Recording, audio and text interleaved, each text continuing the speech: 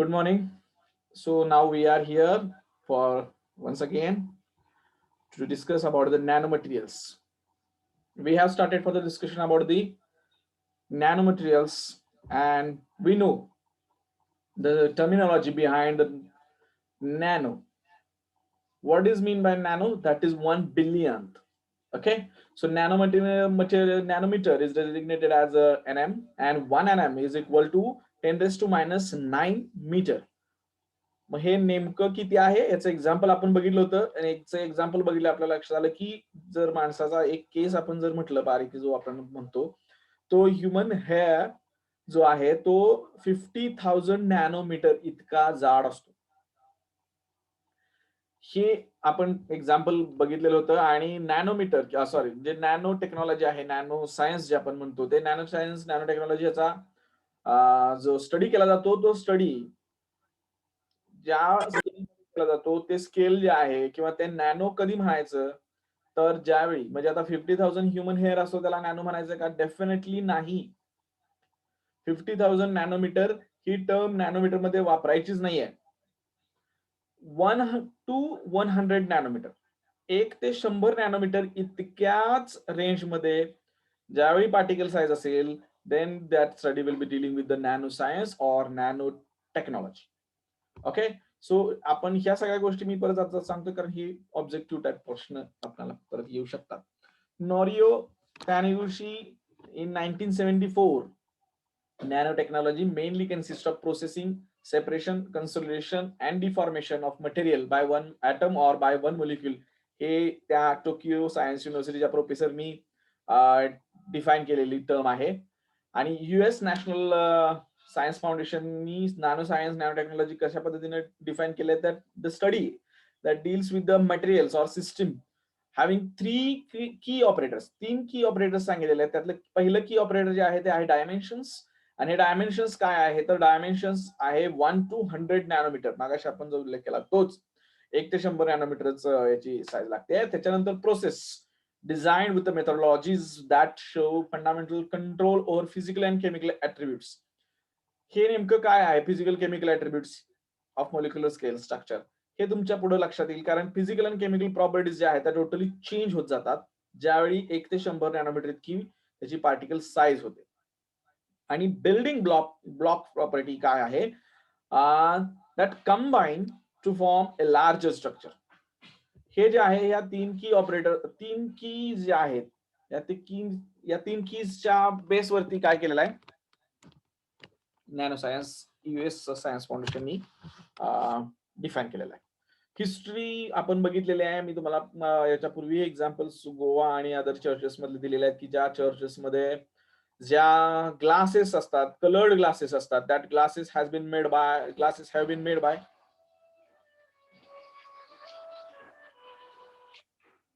Sir lecture घेतोय.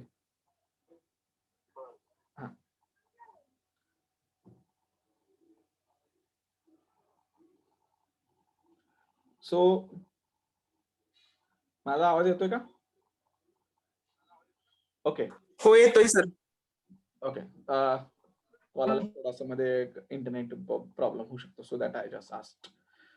Nano मटेरियलच्या बाबतीत आपण तुमचं जर रेग्युलर कॉलेज चालू असतं तर याच्यावर तुम्हाला प्रोजेक्ट सुद्धा करता आले असते. Iron nickel cobalt silver gold त्यातल्या सिल्वर नॅनो पार्टिकल्स तर आपल्या विद्यार्थ्यांनी तयार केलेलेच होते निकेलचे तयार केलेले होते. तर हे जे आहे हे सगळे एक्झाम्पल्स आपल्याला यापूर्वी सुद्धा माहिती आहेत. मायकल फॅरेडेनी 1857 ला काय केलं होतं एक stable colloidal solution gold nano particles तयार केलेलं. Nobel laureate and physicist Richard Feynman त्यांचं एक फेमस स्टेटमेंट यापूर्वी मी सांगितलंय की जे 1959 ला त्यांनी सांगितलं होतं there is a plenty of room at the bottom. याचा जे मिनिंग आहे ते पण आपण यापूर्वी डिस्कस केलेलं आहे. आणि यापूर्वी आपण हिस्ट्रीमध्ये डिस्कस केलेलं आहे की स्कॅनिंग टर्निंग मायक्रोस्कोप जो आहे हा बायनिंग आणि रोअर यांनी 1981 ला काय केलेलं इन्व्हेंट केला आणि त्यांना त्याबद्दल 1986 ला नोबेल प्राइज फिजिक्स मधलं मिळालं. आणि डॉन एगलर आणि एहार्ड शुझर यांनी आयबीएम आल्माडेन रिसर्च लॅबोरेटरीमध्ये 1990 ला काय केलेलं आहे त्याचं टीप जे आहे स्कॅनिंग टर्निंग मायक्रोस्कोप टीप इन्व्हेंट केलं. आणि ह्या टीपनं काय करता येत आहे, तर मी याच्यापूर्वी पण आपल्याला एक्झाम्पल दिलं होतं, तेच पुन्हा इथं मी सांगेन की जे सरफेस आहे, एखाद्या सरफेसवरती ऍटम ठेवायचा किंवा मोलिक्यूल ठेवायचा. ऍटम किंवा मोलिक्यूल साईज किती एकदम छोटी असते आणि ती साईज कशी उचलायची, कशी ठेवायची, कुठं उचलले आणि काय ठेवलं हे सुद्धा कळणार नाही. ते टीप तयार केलं त्यांनी. त्या टीपसाठी त्यांना काय मिळालं, नोबेल प्राइज. त्यांना 1996 ला त्याच्याबद्दल हे झालं होतं. त्याच्याबरोबर 1985 ला कर्ल क्रोटो स्मॉली यांनी काय सिंथेसिस केलं, तर कार्बन मोलिक्यूल असा सिंथेसिस केला की त्याला 60 ऍटम्स आहेत. ओके. आणि त्याला काय नाव दिलं, तर फुलरिन नाव दिलं. 1996 चं नोबेल प्राइज जे आहे ते केमिस्ट्रीतलं त्यांना मिळालं. 1991 ला इझिमा डिस्कवर्ड काय केलं त्यांनी, तर कार्बन नॅनो ट्यूब्स डिस्कवर केल्या. 2004 ला ब्रिटिश सायंटिस्ट जेम आणि निवोसेल यांनी काय, तर एक अनदर ॲलोट्रॉप ऑफ कार्बन, कार्बनच पण कार्बनचा एक अनदर ॲलोट्रॉप डेव्हलप केला, दॅट इज ग्राफीन. आणि त्यासाठी त्यांना 2010 ला नोबेल प्राइज फिजिक्स मधून मिळालं. तर ह्या ज्या डिस्कवरी आहेत, ह्या डिस्कवरी फार इम्पॉर्टंट डिस्कवरी आहेत. When dimension of material is reduced below 100 nanometre, then its mechanical, thermal, optical, magnetic आणि कलर वगैरे ह्या सगळ्या ज्या प्रॉपर्टीज आहेत ना, ह्या सगळ्या चेंज होऊ शकतात. ह्या गोल्ड जसं आता मी एक्झाम्पल काल पण म्हटलं होतं, गोल्ड जसं दिसतं आपल्याला आता, तसं गोल्ड बिलो 100 नॅनोमीटर दिसत नाही. त्याचा कलर वेगवेगळा राहतो. चर्चेस मध्ये जे ग्लासेस वापरले आहेत त्याच्यामध्ये बरचसं हे नॅनो मटेरियल वापरलेलं आहे की ज्याच्या पार्टिकल साईज लहान वापरल्या गेल्यामुळे त्याचे कलर्स वेगळे आहेत आणि ते अजून तसेच नवीन दिसतात. Graphene is called as a wonder material. Wonder material का म्हटलं, because it shows the interesting property such as it's a good conductor of electricity than copper. Copper पेक्षा आपण सुद्धा बघा, जर जनरली आपण वायर आणायला गेलो दुकानात, तर अल्युमिनियमच्या पेक्षा कॉपरची आहे का विचारतो. हे जे कॉपरची वायर आहे ना, हे कॉपर आपण गुड इलेक्ट्रिसिटी कंडक्टर म्हणतो, पण त्याच्यापेक्षा बेटर हे ग्राफीन आहे. त्याचबरोबर it's very strong than copper आणि it's very thin, transparent and elastic आणि तरी सुद्धा good conductor. So it's called as a wonder element material. So due to such amazing properties, nanomaterials are used in nano tools and various applications or appliances used in day to day life. हे जे आहे, हे सगळ्या गोष्टी आपण study करणार आहे. नेमके ऍप्लिकेशन्स कुठे आहेत, काय आहेत, या सगळ्या गोष्टी आपण बघणार आहे. या सगळ्या गोष्टींबाबत आपण डिस्कशन करणार आहे. आता ज्याचा उल्लेख केला ते फुलरिन हे आहे बघा. हे 60 ऍटम्सचं फुटबॉल सारखं एक असणारं स्ट्रक्चर तयार केलं गेलं कार्बनचं, त्याला फुलरिन असं नाव दिलं गेलं. ते हे फुलरिन. हे कार्बन डॉट, त्यानंतर हे carbon nano tubes. It's a tube like structure. It's a carbon nano tubes. Here is the graphene आणि हे ग्राफीन ऑक्साइड. हे पहा, या ग्राफीनला हे स्ट्रक्चर हेच आहे ग्राफीनचं, त्याला फक्त काय केलं, हे ऑक्साइड, हे बघा COOH, OH, हे O, हे CH, हे अशा पद्धतीने त्याचे जे आहे ते कंपोजिट फॉर्म तयार करून डेव्हलप केलेलं पुढचं व्हर्जन जे आहे ते ग्राफीन ऑक्साइड आहे. आपल्याला ह्याची स्ट्रक्चर्स आता दिसत आहेत. ही structures by naked eye we cannot see. By only the help of the modern technology we can observe these structures. He structures आपल्याला बघायला येतील. आता आपल्या इथे ही सगळी सोय आहे का? नाही. विद्यापीठामध्ये, शिवाजी विद्यापीठामध्ये सेम आहे. SEM स्कॅनिंग इलेक्ट्रॉन मायक्रोस्कोप, आपण ते पुढे बघणार आहे. तर तिथं सुद्धा इतक्या लेवलला आपल्याला ते बघता येत नाही. तर त्यासाठी आपल्याला TEM करावं लागतं. टॅनिंग हे जे आहे TEM, हे सुद्धा आपल्याला आता सिलेबस मध्ये आपण बघणार आहोत. त्यांना हे सगळे स्ट्रक्चर्स दिसतात. स्कॅनिंग इलेक्ट्रॉन मायक्रोस्कोप स्ट्रक्चर दिसतात, ती थोडीशी याच्यापेक्षा मोठी असतात. ओके. सो याच्या ही स्ट्रक्चर्स किमान आता आपल्याला अशा पद्धतीने माहिती होणं गरजेचं आहे, कारण ही सध्या बूमिंग फील्ड आहे.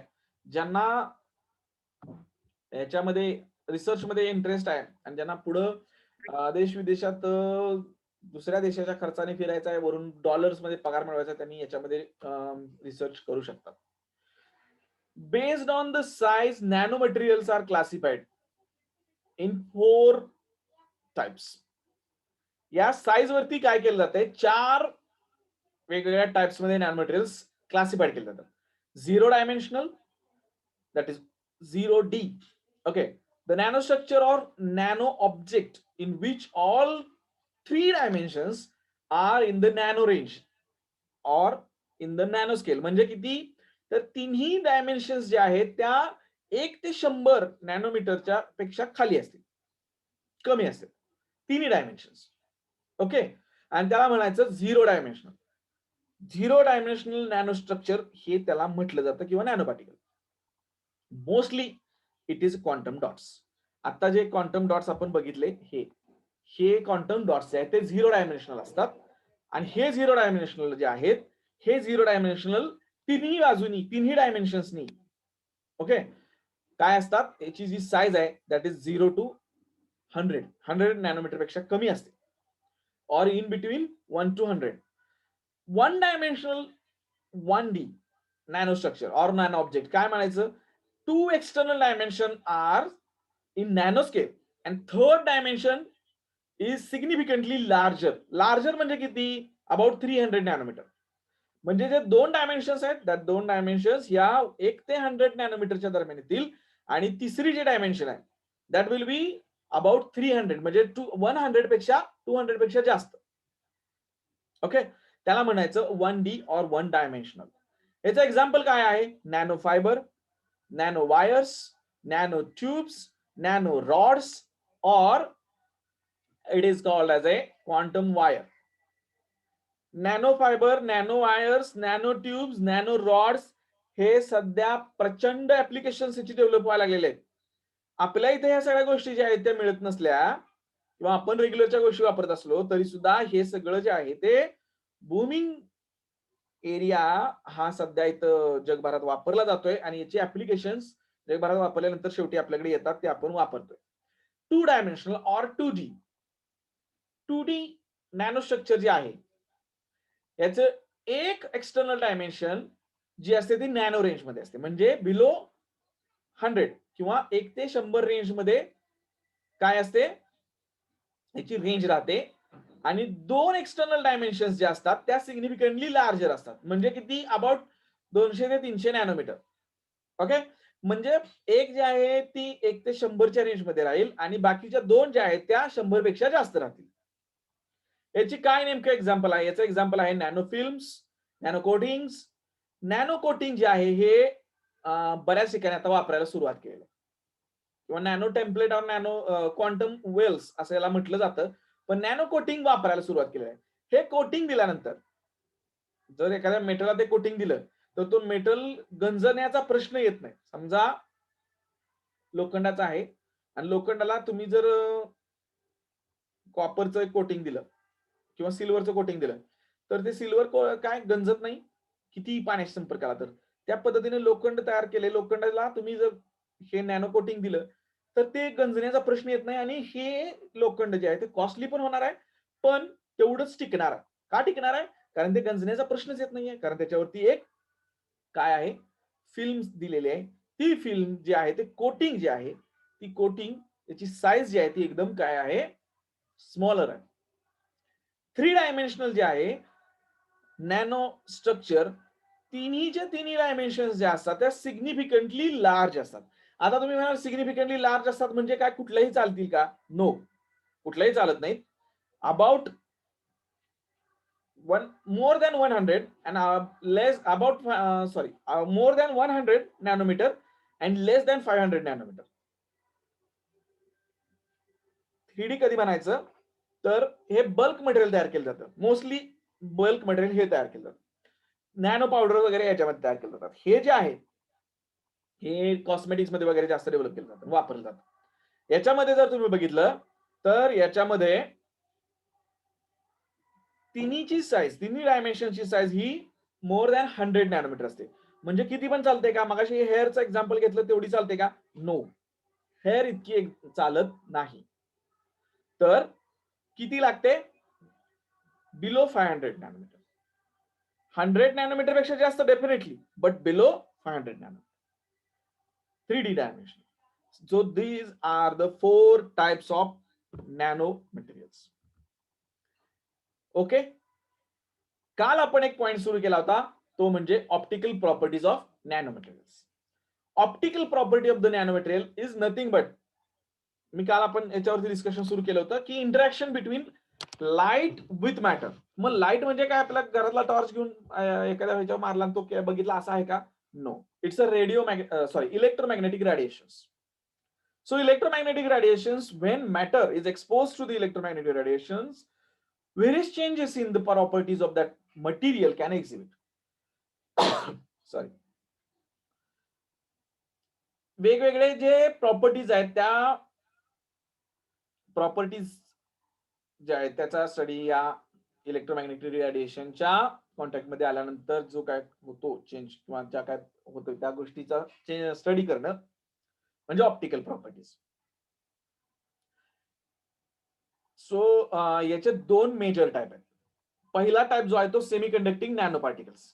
काल याच्याबद्दल आपण सुरुवात केलं होतं आणि याच्याबद्दल तुम्ही सेमी कंडक्टर म्हणून ऑलरेडी इनऑर्गॅनिक मध्ये शिकता आहात. तोच पार्ट इथं पुढे थोडासा आहे. In case of conductor, the valence band and conduction band overlap on each other. काल मी डायग्राम दाखवली, आता पुढेही दाखवणार आहे की ज्या दोन बँड जे आहेत हे कंडक्टर, आपण ज्यावेळी एखादं मटेरियल म्हणतो ते मटेरियल कंडक्टर आहे, इन्सुलेटर आहे की सेमी कंडक्टर आहे, हे कसं ठरणार? तर त्याच्यामध्ये असणाऱ्या व्हॅलन्स बँड आणि कंडक्शन बँडच्या गॅपवरती राहत. जर व्हॅलन्स बँड आणि कंडक्शन बँड यांच्यामध्ये गॅपच नसेल आणि ते काय असतील, ओव्हरलॅप होत असतील एकमेकावरती, तर काय होतं, इलेक्ट्रॉन पासिंग इझिली होतं आणि ते मटेरियल जे आहे ते मटेरियल काय करतं, इलेक्ट्रिसिटी कंडक्टर म्हणून वापरलं जातं. इन्सुलेटर मध्ये काय होतं, व्हॅलन्स बँड आणि कंडक्शन बँड हे दोन्ही एका लार्ज गॅपनं सेपरेट केले जातात आणि हे लार्ज गॅपनं ज्यावेळी सेपरेट केले जातात, हा लार्ज एनर्जी गॅप जो आहे त्या एनर्जी गॅपला फुल इलेक्ट्रॉन जे आहे ते व्हॅलन्स बँड वरनं कंडक्शन बँड वरती उडी मारून जाऊ शकत नाही. एवढा मोठा गॅप राहतो की त्या गॅपला ते फुलफिल करू शकत नाही. आणि इलेक्ट्रॉन जर पास होऊ शकले नाहीत,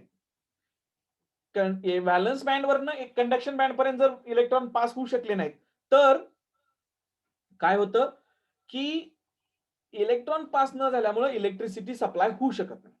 आपल्याला इलेक्ट्रिसिटी सप्लायचं बेसिक जे आहे ते यापूर्वीचं माहिती आहे की इलेक्ट्रिक सप्लाय होतं म्हणजे काय, इलेक्ट्रॉन्स मूव्ह होत असतात. हे इलेक्ट्रॉन मूव्ह होत असतात ते म्हणजे एका कंडक्शन आणि व्हॅलन्स बँडच्या याच्यामधनं मूव्ह होत असतात. व्हॅलन्स बँड आणि कंडक्शन बँड ज्यावेळी एकमेका ओव्हरलॅप असतील त्यावेळी ते इझिली मूव्ह होतात, कारण त्यांना उडी मारायची गरज पडत नाही, एकमेकावर ओव्हरलॅप असतात. आणि ज्यावेळी इन्सुलेटर म्हणून काम करतं त्यावेळी त्या दोन्हीमध्ये प्रचंड म्हणजे भरपूर मोठा असा एनर्जी गॅप असतो की त्या गॅपमुळे काय होत नाही की तो गॅप इलेक्ट्रॉनला उडी मारून भरून काढता येत नाही, त्यामुळे ते इन्सुलेटर म्हणून काम करतं. आणि राहिला प्रश्न आता सेमी कंडक्टर, ह्यामध्ये हा जो गॅप असतो तो डेफिनाइट असतो. ओके, म्हणजे याच्यामध्ये ओव्हरलॅपिंग आहे का? नाही. म्हणजे ओव्हरलॅपिंग नाही याचा कंडक्टर, याचा अर्थ ते कंडक्टर नाहीये. पण एनर्जी गॅप हा जास्त आहे आणि त्यामुळे ते इन्सुलेटर म्हणून ऍक्ट होणार आहे का? नाही. तर हे कंडक्टर म्हणून जरी डायरेक्ट ऍक्ट होणार नसलं तरी सुद्धा गॅप जो आहे तो कमी असल्यामुळं ते मटेरियल मात्र काय होतंय, सेमी कंडक्टर म्हणून ऍक्ट होतंय. याच्यामध्ये ज्यावेळी आपण त्या इलेक्ट्रॉनला थर्मल एक्सायटेशन देईन किंवा ऍब्सॉर्प्शन, त्यानं एखादी कुठलं तरी ऍब्सॉर्प्शन केलं फोटॉनचं, म्हणजे त्याला जर एनर्जी बाहेरून दिली, थर्मल एनर्जी म्हणजे हीट थोडक्यात, ती हीट जर तुम्ही आपण बाहेरून दिली तर तो व्हॅलन्स बँड वरनं कंडक्शन बँड वरती उडी मारू शकतो. पण डायरेक्टली विदाउट दुसऱ्या कुठल्या एनर्जीच्या सप्लाय शिवाय तो उडी मारू शकतो का? नाही. म्हणजे त्यावेळी गॅप आहे का? आहे. त्यावेळी ते कसं असणार आहे, इन्सुलेटर असणार आहे. पण ज्यावेळी त्याला तुम्ही एनर्जी देताय त्यावेळी ते कंडक्टर म्हणून ऍक्ट होणार आहे. त्यावेळी त्यानं दुसऱ्या आपण त्याला एक्सटर्नली दिली एखादी एक्सायटेशन, थर्मल एक्सायटेशन किंवा त्याने एखादं फोटॉन ऍब्सॉर्प्शन जर केला तरी सुद्धा तो कंडक्टर म्हणून ऍक्ट होऊ शकतो. तर हे जे आहे हे आपण काल डायग्राम बघितली होती, परत मी इथं दाखवेन. हे पहा, याच्यामध्ये ही जे आहे ते व्हॅलन्स बँड आहे आणि हे जो आहे तो कंडक्शन बँड आहे. ह्या व्हॅलन्स बँड आणि हे कंडक्शन बँड ज्यावेळी एकमेकावरती ओव्हरलॅप असतील, म्हणजे हा गॅपच असणार नाहीये, त्यावेळी ते कंडक्टर असणार. हा गॅप, एनर्जी गॅप जो आहे इजी, हा लार्ज असेल त्यावेळी ते इन्सुलेटर असेल, आणि हा डेफिनेट ज्यावेळी असेल त्यावेळी ते काय असणार आहे, सेमीकंडक्टर असणार आहे. सेमीकंडक्टर असणार म्हणजे काय, इकडनं इलेक्ट्रॉन इकडे उडी मारणार आहे. आता इकडनं इलेक्ट्रॉन इकडे उडी मारणार आहे, इकडनं याला गॅप भरून काढणार आहे, म्हणजे कसं, आता त्याच्यासाठी त्याला थर्मल एक्सायटेशन प्रोव्हाइड केलं जाणार आहे, किंवा त्यानं एखादं फोटॉन ऍब्सॉर्प्शन केलं जाणार आहे. मग ही जी गोष्ट आहे, ही गोष्ट नेमकी काय असते, तर इथून ज्यावेळी इलेक्ट्रॉन इकडे जातो, या व्हॅलन्स मधनं ज्यावेळी कंडक्शन बँडकडे इलेक्ट्रॉन जातो, त्यावेळी जाताना तो इथं होल क्रिएट करतो, आणि इकडे जे आहे ते इथं इलेक्ट्रॉन जातो. इथं होल क्रिएट झालाय, आणि इथं म्हणजे जिथून त्यानं बाहेर पडलाय तिथं होल क्रिएट झालंय, आणि इथं जे आहे ते इलेक्ट्रॉन पोहोचलेला आहे. आणि ही जी पेअर आहे ह्या होलची आणि ह्या इलेक्ट्रॉनची, त्याला म्हणायचं एक्सिटॉन. ओके, इलेक्ट्रॉन होल पेअर याला म्हणायचं एक्सिटॉन. एक्सिटॉन आणि त्याची ही एक्सिटॉन लेवल आहे. ही डायग्राम आपल्या लक्षात आलेली आहे. तर when electron passes from valence band to the conduction band, a hole is left behind and the electron hole pair is formed in the particle. This electron hole pair is called as a exciton. That is photon absorption by semiconducting material lead to formation of a exciton. म्हणजे या photon absorption मुळे काय झालं, एक्सिटॉन तयार झालं. हे photon absorption कशासाठी responsible झालं, तर एक्सिटॉन तयार होण्यासाठी, फॉर्मेशन ऑफ एक्सिटॉन साठी रिस्पॉन्सिबल झालं. आणि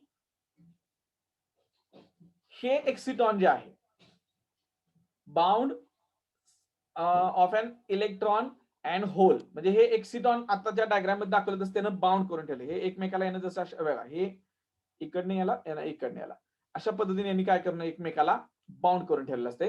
या दोघांनी एकमेकाला पकडून ठेवलेलं असते. The binding is due to electrostatic attraction, coulombic attraction किंवा electrostatic force of attraction. Negatively असतो इलेक्ट्रॉन, आणि त्याच्यामुळं जिथनं इलेक्ट्रॉन जो आहे तो निगेटिव्ह असणार आहे, आणि ज्या ठिकाणी तो ठिकाणाहून तो निघालेला आहे तिथं ती चार्ज होतो तो पॉझिटिव्ह चार्ज राहतो.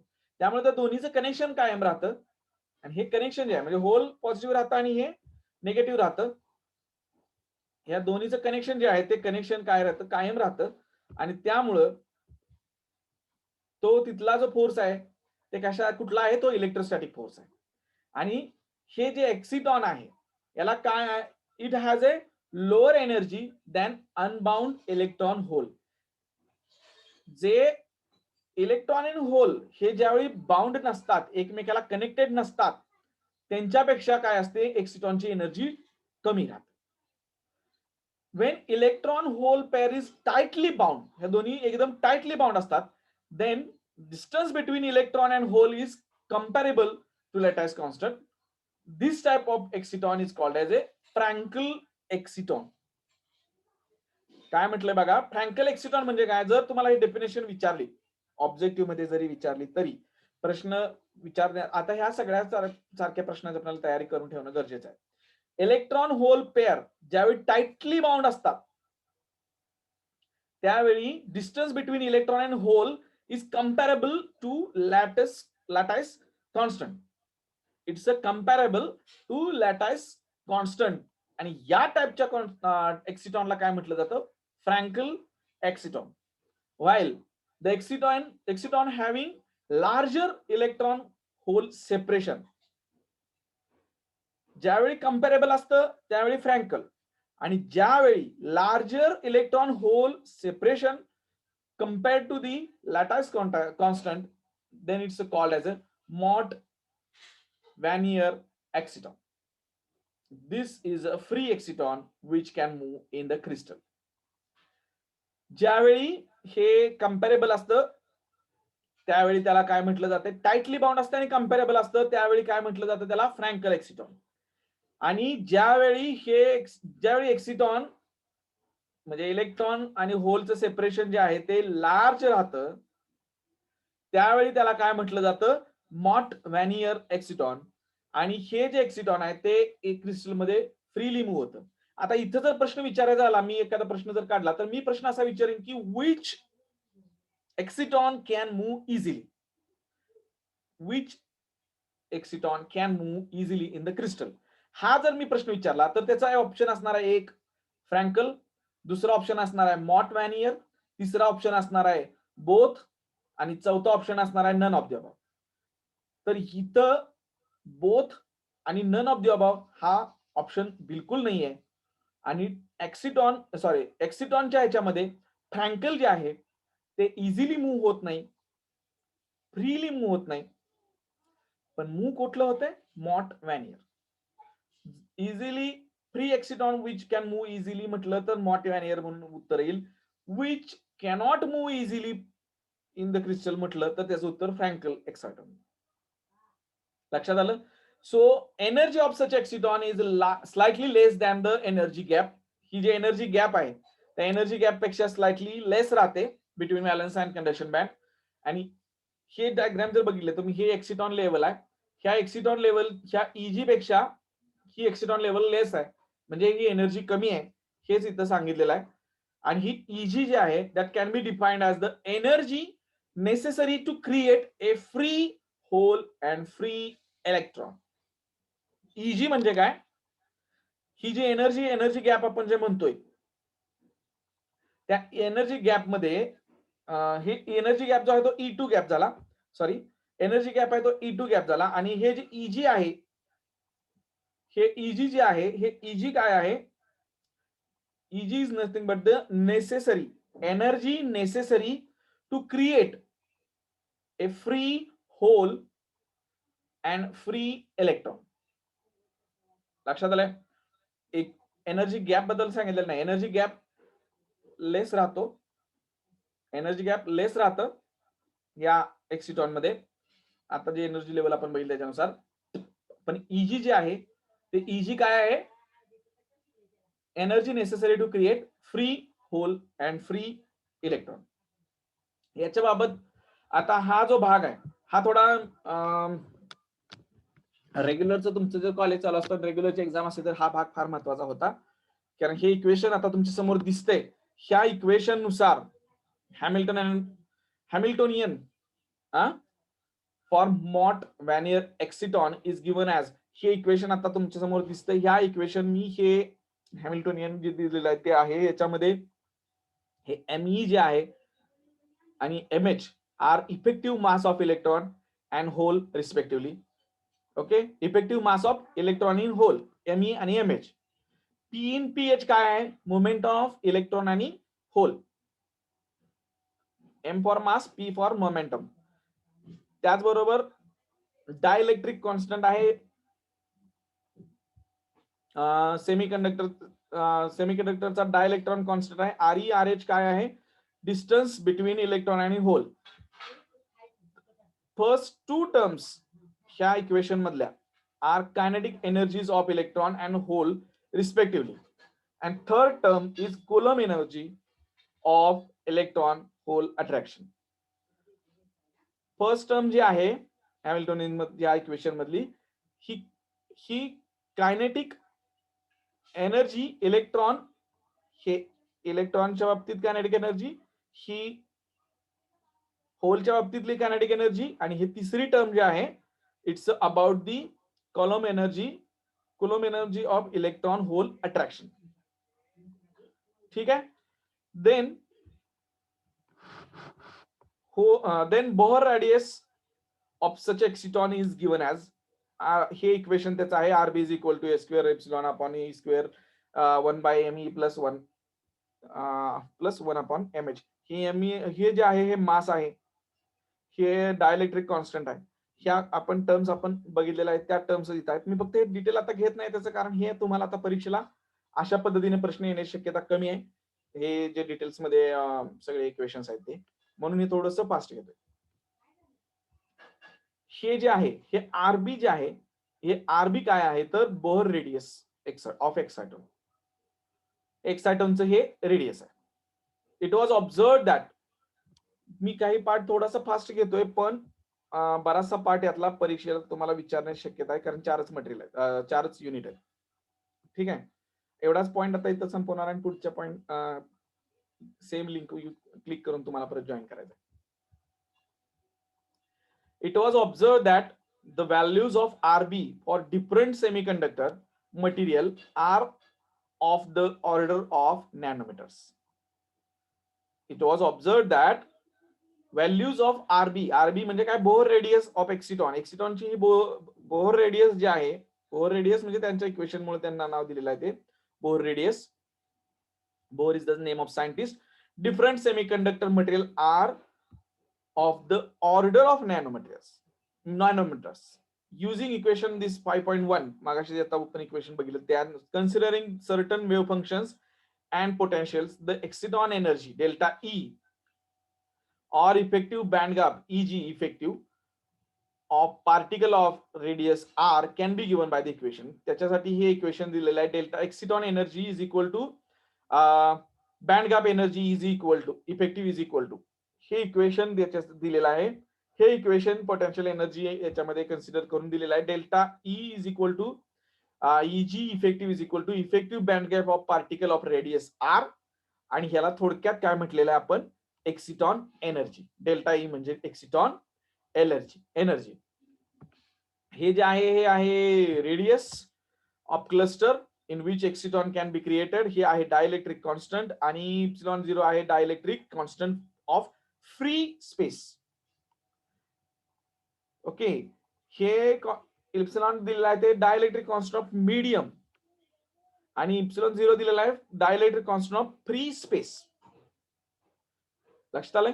तर हे इक्वेशन अशा पद्धतीनं इथं देण्यात आलेलं आहे. हे बोहर रेडियस इक्वेशन आहे. ठीक, आता 1 मिनिट शेवटचा राहिलेला आहे. लेक्चर काय होऊ शकतं,